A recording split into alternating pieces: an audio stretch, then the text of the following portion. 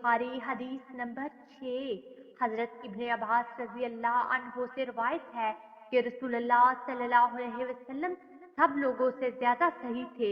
खसूसन रमजान में जब हजरत जबरील इस्लाम से आपकी मुलाकात होती तो बहुत सहावत करते और हजरत जबरील इस्लाम रमजानुल मुबारक में हर रात आपसे मुलाकात करते और आप इनके साथ कुरान मजीद का दौर फरमाते। अलगर्ज रसूलुल्लाह सल्लल्लाहु अलैहि वसल्लम सदका करने में खुली तेज हवा से भी ज्यादा तेज रफ्तार होते। सहीहुल बुखारी हदीस नंबर 7। हजरत अब्दुल्ला बिन अब्बास रजी अल्लाह अन्हो से रिवायत है, उन्होंने फरमाया, अबू सफियान बिन हर्ब रजी अल्लाह अन्हो ने इनसे बयान किया कि हरकल शाह रूम ने उन्हें क्रैश की एक जमात समेत बुलवाया। ये जमात सुलह हदीबिया के तहत रसूलुल्लाह सल्लल्लाहु अलैहि वसल्लम, अबू सफियान और कफार क्रैश के दरमियान तयशुदा अरसाए अमन में मुल्क शाम बगर्ज तजारत गई हुई थी। ये लोग एलिया बैतुल मुकद्दस में इसके पास हाजिर हो गए। हरकल ने उन्हें अपने दरबार में बुलाया। इस वक्त इसके इर्द गिर्द रूम के रईस बैठे हुए थे। फिर इसने इनको और अपने तर्जमान को बुलाकर कहा, ये शख्स जो अपने आप को नबी समझता है, तुम में से कौन इसका करीबी रिश्तेदार है? अबू सफियान ने कहा, मैं इसका सबसे ज्यादा करीबुल नसब हूँ। तब हरकल ने कहा, उसे मेरे करीब कर दो और इसके साथियों को भी करीब करके इसके पसे पुश्त बैठाओ। इसके बाद हरकल ने अपने तर्जमान से कहा, इनसे कहो कि मैं इस शख्स से, इस आदमी नबी सल्लल्लाहु अलैहि वसल्लम के मुतल्लिक सवालात करूंगा। अगर ये गलत बयानी करें तो तुम लोगों ने उसे जुटला देना है। अबू सफियान रजी अल्लाह अन्हु कहते हैं, अल्लाह की कसम, अगर झूठ बोलने की बदनामी का खौफ न होता तो मैं आपके मुतल्लिक यकीनन झूठ बोलता। अबू सफियान रजी अल्लाह अन्हु कहते हैं, इसके बाद पहला सवाल जो हरकल ने मुझसे आपके बारे में किया ये था कि तुम लोगों में इसका नसब कैसा है। मैंने कहा, वो हम में ऊंचे नसब वाला है। फिर कहने लगा, अच्छा तो क्या ये बात इससे पहले भी तुम में से किसी ने भी कभी कही थी? मैंने कहा, नहीं। कहने लगा, अच्छा इसके बुजुर्गों में से कोई बादशाह गुजरा है? मैंने कहा, नहीं। कहने लगा, अच्छा ये बताओ कि बड़े लोगों ने इसकी पैरवी की है या गरीबों ने? मैंने कहा, बल्कि कमजोरों ने। कहने लगा, इसके पैरोकार दिन ब दिन बढ़ रहे हैं या कम हो रहे हैं? मैंने कहा, बल्कि इनकी तादाद में इजाफा हो रहा है। कहने लगा, क्या इस दीन में दाखिल होने के बाद कोई शख्स इस दीन से बरगश्ता होकर मुर्तद भी हो जाता है? मैंने कहा, नहीं। कहने लगा, इसने जो बात कही है, क्या इस दावाए नबूवत से पहले तुम लोग उसे झूठ से मतहम करते थे? मैंने कहा, नहीं। कहने लगा, क्या वो बदअहदी करता है? मैंने कहा, नहीं। अलबत्ता हम लोग इस वक्त इसके साथ सुलह की एक मुद्दत गुजार रहे हैं, नामालूम इसमें वो क्या करेगा।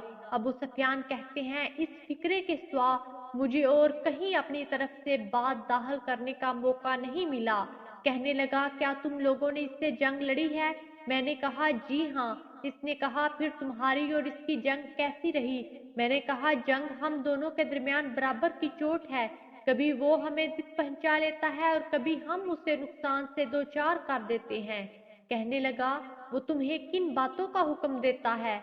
मैंने कहा, वो कहता है, सिर्फ अल्लाह की इबादत करो, इसके साथ किसी चीज को शरीक ना करो और अपने बाप दादा की शिरकिया बातें छोड़ दो। और वो हमें नमाज, सच्चाई, परहेजगारी, पाक दामनी और कराबतदारों के साथ हुस्ने सलूक का हुक्म देता है। इसके बाद हरकल ने अपने तर्जमान से कहा, तुम इस शख्स अबू सफियान से कहो, मैंने तुमसे इस शख्स नबी सल्लल्लाहु अलैहि वसल्लम का नसब पूछा। तुमने बताया कि वो ऊंचे नसब का है और दस्तूर यही है कि पैगंबर हमेशा अपनी कौम के ऊंचे नसब में भेजे जाते हैं। और मैंने तुमसे दरियाफ्त किया कि आया ये बात इससे पहले भी तुम में से किसी ने कही थी?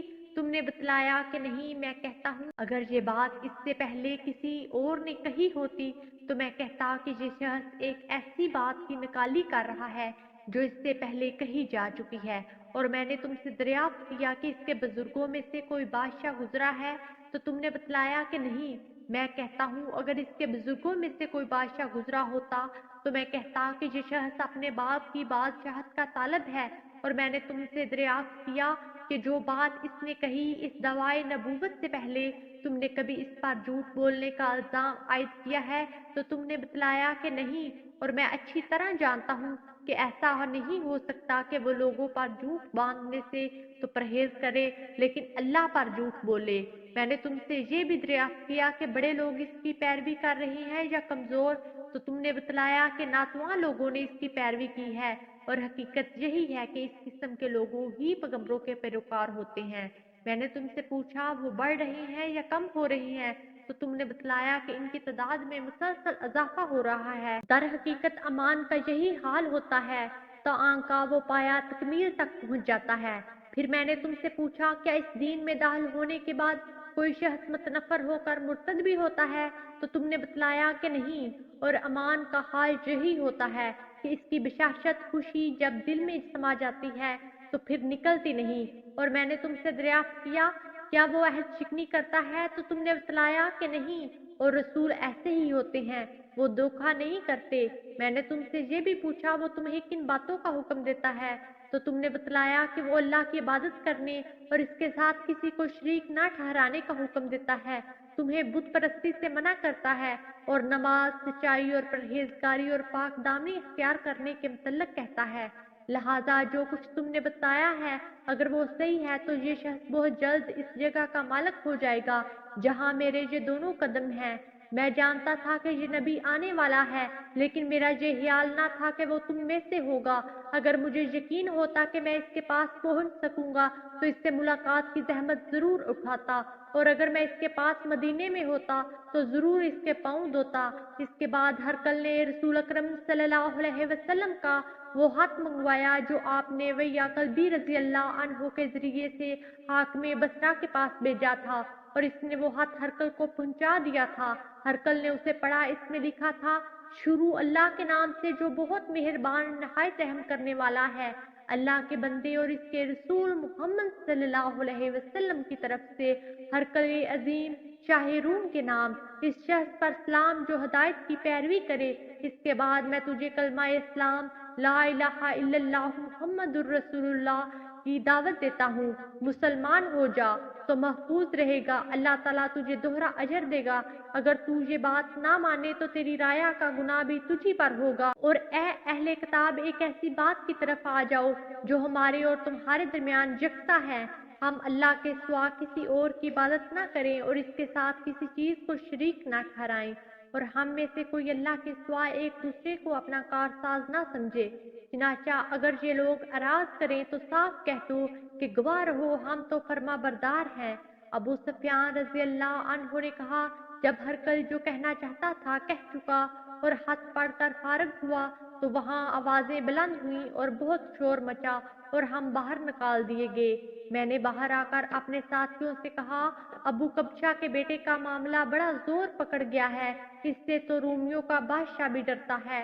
اس روز کے بعد مجھے برابر یقین رہا کہ اس رسول کا دین غالب آ کر رہے گا، جہاں تک کہ اللہ تعالیٰ نے میرے اندر اسلام جاگزیں کر دیا۔ ابن نطور جو ایلیا کا گورنر، ہرقل کا مصاحب اور شام کے عیسائیوں کا پادری تھا، بیان کرتا ہے کہ ہرقل جب ایلیا بیت المقدس آیا تو ایک روز صبح کے وقت رنجیدہ خاطر بیدار ہوا۔ اس کے کچھ مصاحب کہنے لگے ہم دیکھتے ہیں کہ آپ کی طبیعت کچھ بجھی بجھی ہے۔ ابن نطور نے کہا ہرقل ماہر نجومی اور ستارہ شناس تھا۔ جب لوگوں نے اس سے پوچھا تو کہنے لگا میں نے آج رات تاروں پر ایک نگاہ ڈالی تو دیکھتا ہوں کہ ختنہ کرنے والوں کے بادشاہ کا ظہور ہو چکا ہے۔ بتاؤ ان دنوں کون لوگ ختنہ کرتے ہیں؟ مصاحب کہنے لگے یہودیوں کے سوا کوئی ختنہ نہیں کرتا، ان سے فکر مند ہونے کی چندہ ضرورت نہیں۔ آپ اپنے اہل علاقہ کو پروانہ بھیج دیں کہ وہاں کے تمام یہودیوں کو مار ڈالیں۔ اس گفتگو کے دوران میں ہرقل کے سامنے ایک شخص پیش کیا گیا جسے شاہ غسان نے بھیجا تھا اور وہ رسول اللہ صلی اللہ علیہ وسلم کا حال بیان کرتا تھا۔ جب ہرقل نے اس سے تمام معلومات حاصل کر لیں تو کہنے لگا اسے لے جاؤ اور دیکھو کہ اس کا ختنہ ہوا ہے یا نہیں، اور ہرقل کو بتایا کہ اس کا ختنہ ہوا ہے۔ ہرقل نے اس سے دریافت کیا عرب ختنہ کرتے ہیں؟ اس نے کہا ہاں وہ ختنہ کرتے ہیں۔ تب ہرقل نے کہا یہی شخص پیغمبر اس امت کا بادشاہ ہے جس کا ظہور ہو چکا ہے۔ پھر ہرقل نے اپنے علم میں ہم پلہ ایک دوست کو رومیہ میں خط لکھا اور خود حمص روانہ ہو گیا۔ ابھی حمص نہیں پہنچا تھا کہ اسے اپنے دوست کا جواب وصول ہو گیا۔ اس کی رائے بھی رسول اللہ صلی اللہ علیہ وسلم کے ظاہر ہونے میں ہرقل کے موافق تھی کہ آپ نبی برحق ہیں۔ آخر حمص پہنچ کر اس نے روم کے سرداروں کو اپنے محل آنے کی دعوت دی۔ جب وہ آ گئے تو پھر اس نے حکم دے کر دروازے بند کروا دیے۔ پھر بالا خان نے بلکونی سے انہیں دیکھا اور کہنے لگا، روم کے لوگوں، اگر تم اپنی کامیابی بلائی اور بادشاہت پر قائم رہنا چاہتے ہو تو اس پیغمبر کی بیعت کر لو۔ یہ اعلان حق سنتے ہی وہ لوگ جنگلی گدھوں کی طرح دروازوں کی طرف دوڑے۔ دیکھا تو وہ بند تھے۔ جب ہرقل نے ان کی نفرت کو دیکھا اور ان کے مان لانے سے مایوس ہوا تو کہنے لگا، ان سرداروں کو میرے پاس لاؤ۔ جب وہ آئے تو کہنے لگا، میں نے ابھی جو بات تمہیں کہی تھی وہ صرف آزمانے کے لیے تھی کہ دیکھوں تم اپنے دین پر کس قدر مضبوط ہو۔ اب میں وہ دیکھ چکا ہوں۔ تب تمام حاضرین نے اسے سجدہ کیا اور اس سے راضی ہو گئے۔ یہ ہرقل کے امان لانے کے متعلق آخری حالات ہیں۔ یہ روایت صالح بن کیسان، یونس اور معمر نے بھی زہری سے بیان کی ہے۔ صحیح البخاری حدیث نمبر 8۔ حضرت ابن عمر رضی اللہ عنہ سے روایت ہے، انہوں نے کہا، رسول اللہ صلی اللہ علیہ وسلم نے فرمایا، اسلام کی بنیاد 5 چیزوں پر ہے۔ اس بات کی شہادت کہ اللہ کے سوا کوئی معبود حقیقی نہیں، اور یہ کہ حضرت محمد صلی اللہ علیہ وسلم اللہ کے رسول ہیں، اور نماز قائم کرنا، زکوٰۃ ادا کرنا، حج کرنا اور رمضان کے روزے رکھنا۔ صحیح البخاری حدیث نمبر 9۔ حضرت ابو ہریرہ رضی اللہ عنہ سے روایت ہے، وہ نبی اکرم صلی اللہ علیہ وسلم سے بیان کرتے ہیں کہ آپ نے فرمایا، امان کی 60 سے کچھ زیادہ شاخیں ہیں اور حیا بھی امان کی ایک شاخ ہے۔ صحیح البخاری حدیث نمبر 10۔ حضرت عبداللہ بن عمر بن عاص رضی اللہ عنہ سے روایت ہے، وہ نبی صلی اللہ علیہ وسلم سے بیان کرتے ہیں کہ آپ نے فرمایا، مسلمان وہ ہے جس کی زبان اور ہاتھ سے دوسرے مسلمان محفوظ رہیں، اور مہاجر وہ ہے جو ان کاموں کو چھوڑ دے جن سے اللہ تعالیٰ نے منع فرمایا ہے۔ ویڈیو کو لائک اور زیادہ سے زیادہ شیئر کیجیے اور ہمارے چینل حدیث پروف کو سبسکرائب کریں۔ جزاکم اللہ خیرہ۔ اگلی ویڈیو تک کے لیے اجازت دیجیے۔ اللہ نگہبان۔